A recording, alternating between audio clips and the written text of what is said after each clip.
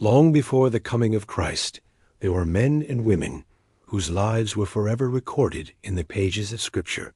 Their stories speak to us even today, reminding us of the struggles of humanity, the mercy of God, and the faith that carries us through the wilderness.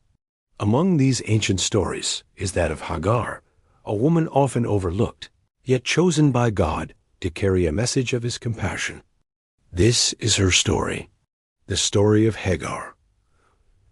Hagar was not born into the household of Abraham, the great patriarch. She was an Egyptian servant, a foreigner, and likely a young woman given to Sarah, Abraham's wife, when they sojourned in Egypt. From the beginning, her position was one of weakness. She was a servant, not free to make her own choices. She lived under the authority of her mistress Sarah. And yet, her life would become deeply intertwined with the unfolding promise of God.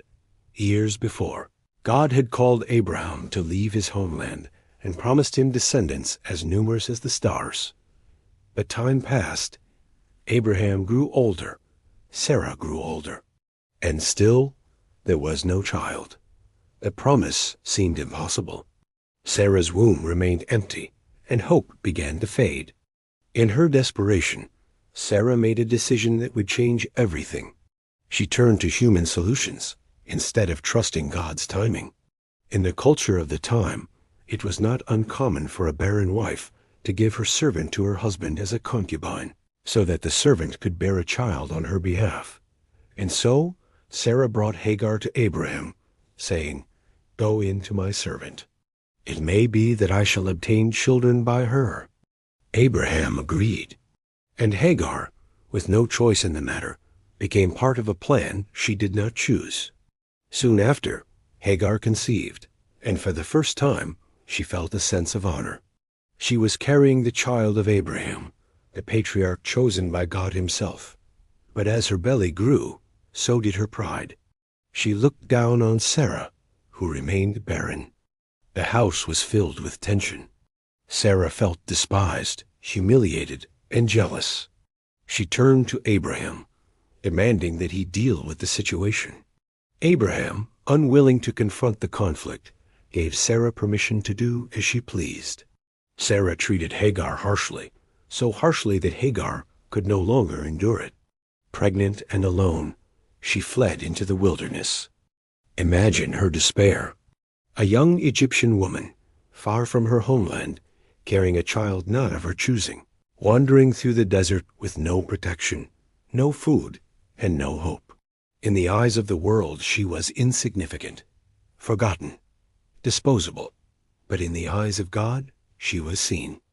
At a spring of water in the wilderness, Hagar encountered something extraordinary. The angel of the Lord appeared to her, the first recorded appearance of this figure in the Bible. He called her by name. "Hagar, servant of Sarah, where have you come from, and where are you going?" She answered, "I am fleeing from my mistress Sarah." And the angel of the Lord said to her, "Return to your mistress and submit to her."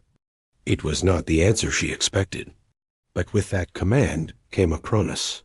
The angel said, "I will surely multiply your offspring, so that they cannot be numbered for multitude. Behold, you are pregnant and shall bear a son. You shall call his name Ishmael, because the Lord has listened to your affliction. He shall be a wild man, his hand against everyone and everyone's hand against him, and he shall dwell over against all his kinsmen." In her darkest moment, God met her, and she gave him a name, El-Roi, the God who sees me. She said, "Have I truly seen the one who sees me?" That spring became known as the well of the living one who sees me. Strengthened by God's promise, Hagar returned to Sarah's household. There, she bore a son.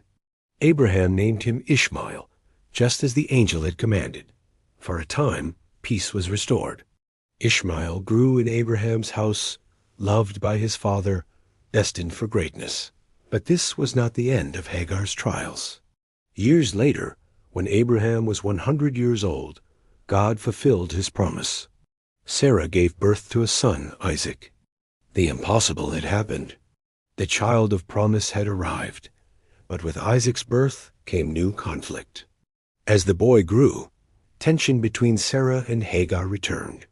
Sarah saw Ishmael mocking, and she demanded that Abraham send Hagar and her son away. It was a heartbreaking moment. Abraham loved Ishmael, but God told him to listen to Sarah. So he gave Hagar bread and water, placed Ishmael on her shoulder, and sent them away. Again, Hagar found herself in the wilderness, this time with her teenage son. When the water ran out, despair consumed her. She placed Ishmael under a bush and walked a distance away, unable to watch her child die. She lifted her voice and wept. But once more, God heard. The angel of God called to Hagar from heaven, saying, "What troubles you, Hagar? Fear not, for God has heard the voice of the boy where he is. Lift up the boy and hold him fast with your hand, for I will make him into a great nation." Then God opened her eyes, and she saw a well of water. She gave Ishmael a drink, and they lived. Ishmael grew up in the wilderness, becoming an expert with the bow. His descendants became a great nation, fulfilling God's promise to Hagar.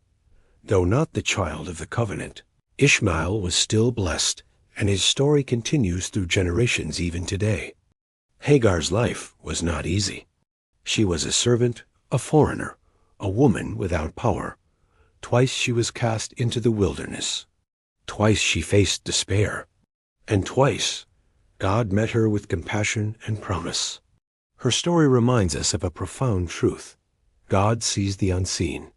He hears the cries of the afflicted, and he is near to the brokenhearted. Hagar named God El-Roi, the God who sees me. That name has echoed through centuries, as a reminder that no one is invisible to God. Not the servant, not the foreigner, not the outcast. Her story, long before Christ, points to the same truth revealed in Jesus, that God sees us, loves us, and reaches us in our wilderness. So when you feel forgotten, abandoned, or unseen, remember Hagar. Remember the God who met her at the spring, the God who hears, the God who sees, the God who saves. Thank you for watching Stories Before Christ. Here, we bring to life the untold stories of faith, hope, and redemption that shaped history. If this story inspired you, don't forget to like, share, and subscribe, and join us as we uncover more powerful journeys of faith.